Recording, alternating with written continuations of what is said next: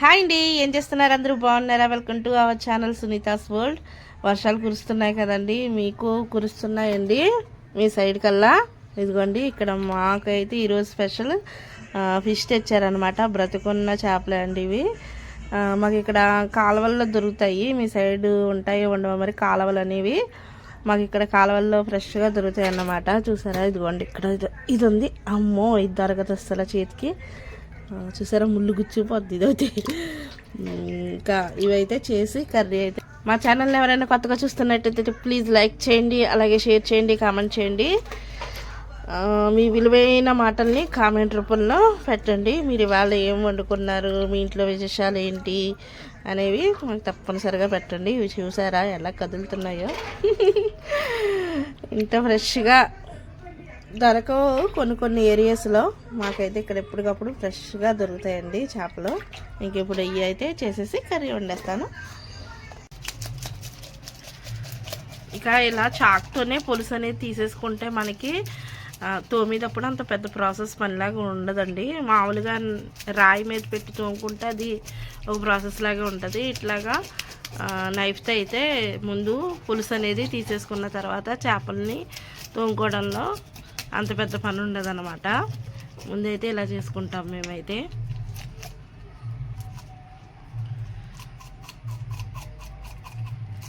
ముక్కలు కట్ చేసుకున్న తర్వాత అన్నీ కలిపి ఒకసారి తోముకుంటే రాళ్ళు ఉప్పు వేసుకుని మనకి ఈజీగా ఉంటుంది ప్రాసెస్ అనేది.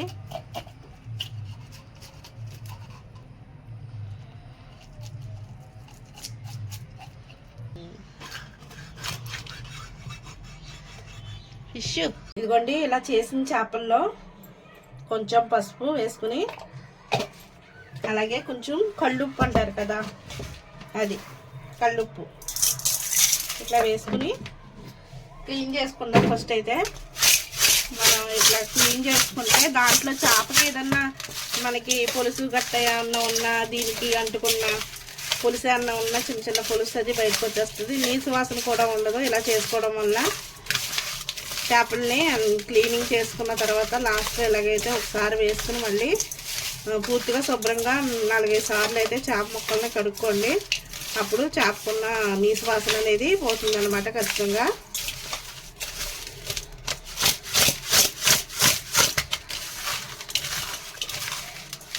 ఇలా చాకుతో కోసుకుని మనం చేసుకోవడం వల్ల మనకి పల్లెటూరులో అలాగా కొంచెం ప్లేస్ ఉన్న వాళ్ళకైతే పర్వాలేదు.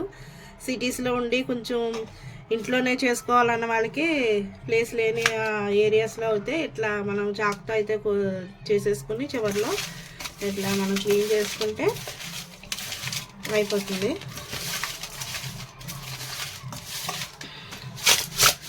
చాలా ఈజీ ప్రాసెస్, కొంచెం టైం పడుతుంది. చూసారా, ఇంకా దీనికి ఉన్నదంతా ఎట్లా తెల్లగా వస్తుందో చేప ముక్క అనేది. ఇదిగోండి మీకు చూపిస్తున్నా. ఇది క్లీన్గా మనం కడిగేసుకున్న తర్వాత ఒక 4-5 సార్లు వాష్ చేసుకోవాలండి చేప ముక్కల్ని. అప్పుడు మళ్ళీ వైట్గా వస్తాయి. చూపిస్తాను మీకు క్లీన్ చేసుకున్న తర్వాత.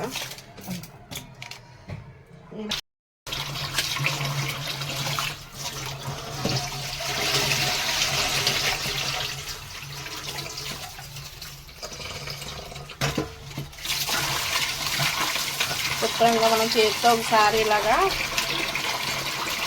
ఎదుర్కొంటా కడుక్కోండి.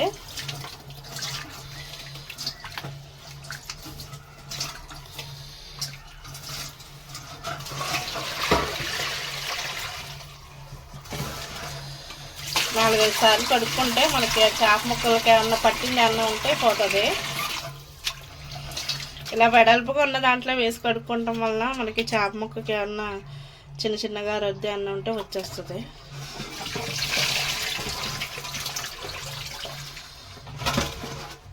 మనం వండుకుని కడాయిలోకి అయితే చేప ముక్కలను అయితే వేసేసుకుని ఇందులోనే డైరెక్ట్గా మీకు చేపల కూర చాలా సింపుల్గా ఎలా వండుకోవచ్చు అనేది కూడా చూపిస్తాను. మళ్ళీ మనం కొంచెం పసుపు, ఉప్పు, కారం అయితే వేసేసుకుని ముందుగా మనం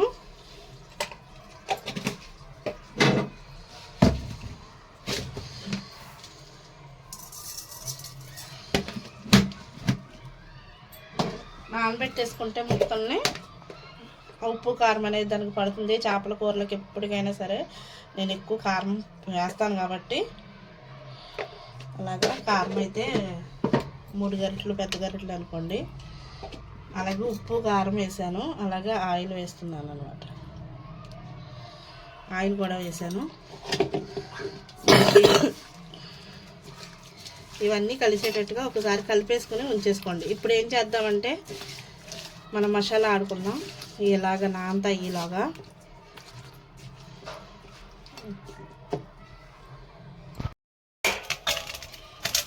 ఇదిగోండి. ముందైతే చింతపండును ఒకసారి కడిగేసుకుని ఇప్పుడైతే నానబెట్టేసుకుంటున్నాను అనమాట. ఇది నానేలాగా మన మసాలా ఏమేమి వేయాలనేది చూపిస్తాను మీకు. ఇదిగోండి, ఇప్పుడు నానబెట్టుకున్న మొక్కలు ఉన్నాయి కదా, ఈ ఉప్పు కారం మసాలా వేసి మనం నానబెట్టుకున్నాం కదా. మసాలా ఏమీ వేయలేదు, ఉప్పు కారం పసుపు నూనె ఇవి మట్టికినే వేసి నానబెట్టాను.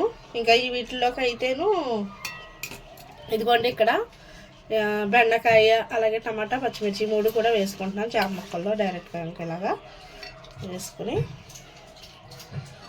ఇవి డైరెక్ట్గా ఇలాగే ఇప్పుడు ఇంకా మనం ఉల్లిపాయ నూరుకున్న మసాలా ఉంటుంది కదా, ఆ మసాలా వేసుకోవాలో చెప్తాను. మనం ఒక మిక్సీ గిన్నె తీసుకుని దీంట్లోకి ఫస్ట్ అయితే ఒక ఉల్లిపాయని కట్ చేసుకుని వేసుకుందాం. ఇదిగోండి, ఒక ఉల్లిపాయ అలాగా 4 ముక్కలు అయితే చేశాను. దాంట్లోకి జీలకర్ర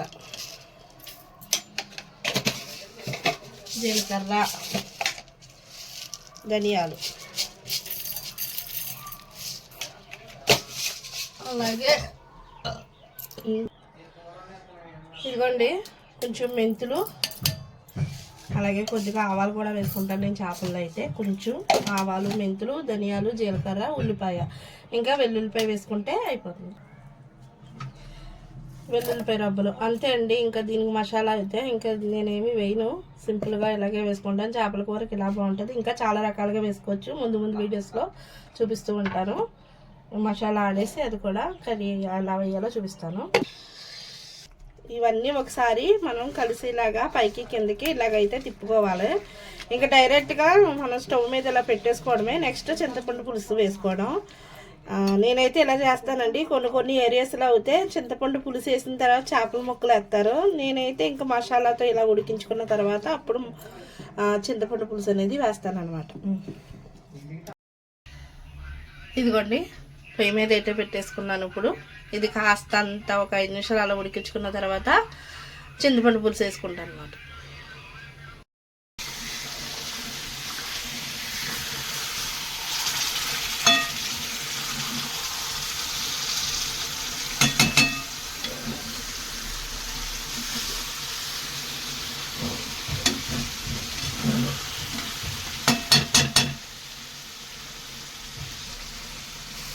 ఇంక ఇప్పుడైతే కరివేపాకు వేసుకుని చింతపండు పులుసు అనేది వేసేసుకుంటున్నాను అనమాట.